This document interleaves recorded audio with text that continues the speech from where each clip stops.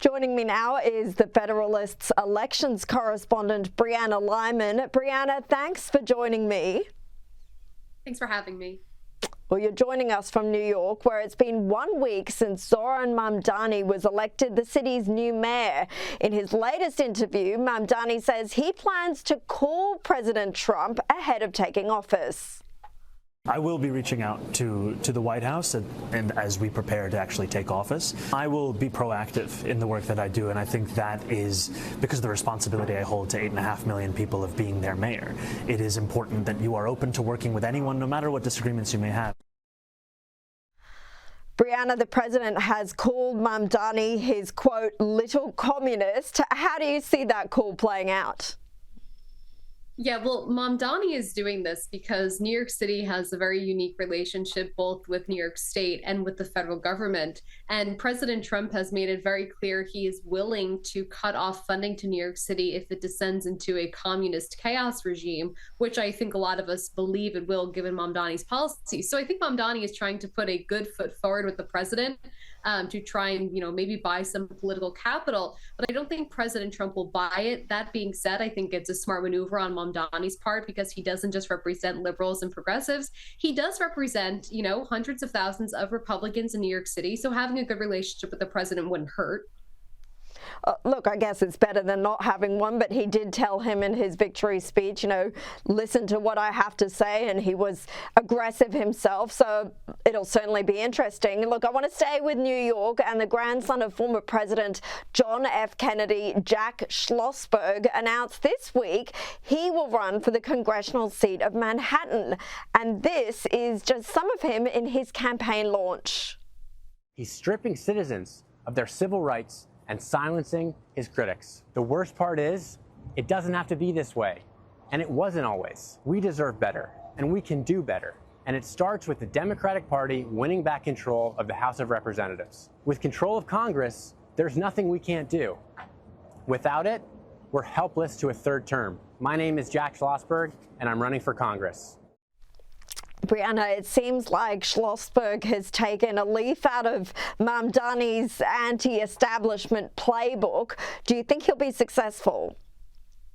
I think he has a good chance. He'd be running for the seat currently held by Jerry Nadler, who is just as far left as Schlossberg or, whoever else would be taking that seat. So it's not far-fetched to think that this Kennedy descendant could win the election. That doesn't mean he's going to be able to help bring the House back for Democrats, even though I do think Democrats have a shot at winning the House back next year. Something else that JFK's grandson said that was just really despicable is he called out RFK Jr. You don't attack family like that, especially in public. And this isn't the first time we've seen RFK Jr. attacked like this by his relatives. And I think it just goes to show you that these people have no shred of decency or humanity because someone with both of those things would not publicly criticize a family member in such a horrible way. Yeah, we've seen that before, obviously, as you say, including with our ambassador here to Australia, Caroline Kennedy.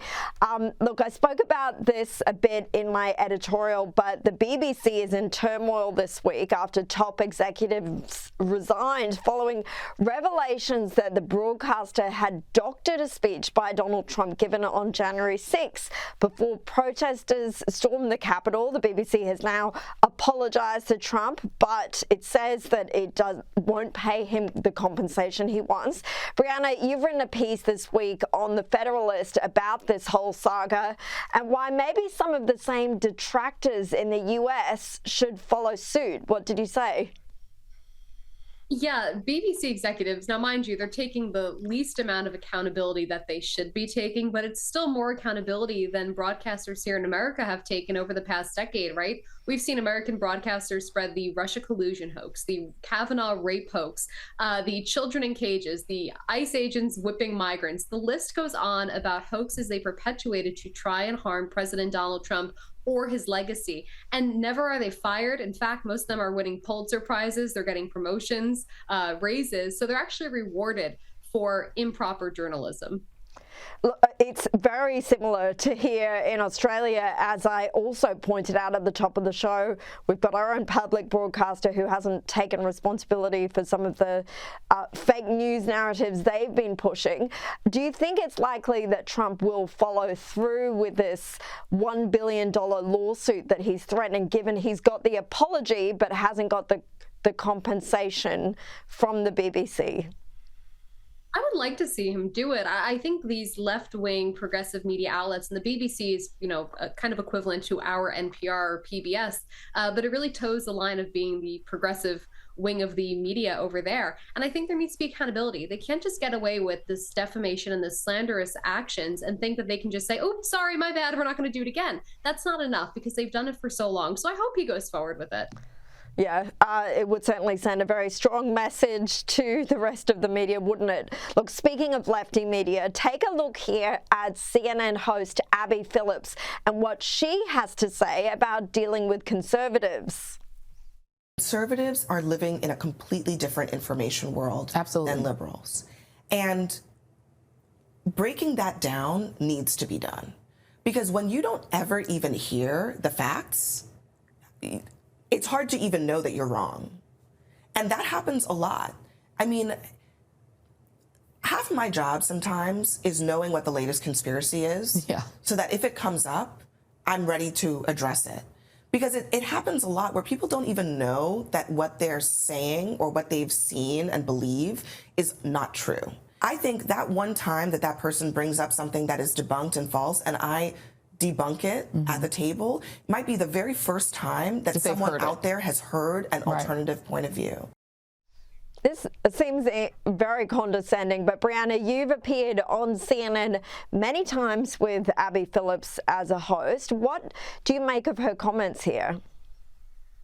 I would simply say I can count on my hand. There was one instance in which the Chiron on her show told me that young Black children were being zip-tied by ICE agents. That turned out to be a hoax. It was actually a police officer father arresting his adorable 2-year-old for being too cute.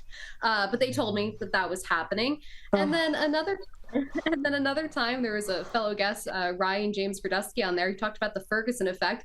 Abby Phillips didn't know what that was, neither did the rest of the panel. So it's almost like we're actually informing them when they're locked in their echo chamber. Yeah, I think she may need a bit of a lesson in misinformation by the sounds of it herself. Brianna, Lyman, thank you so much for joining me. For having me.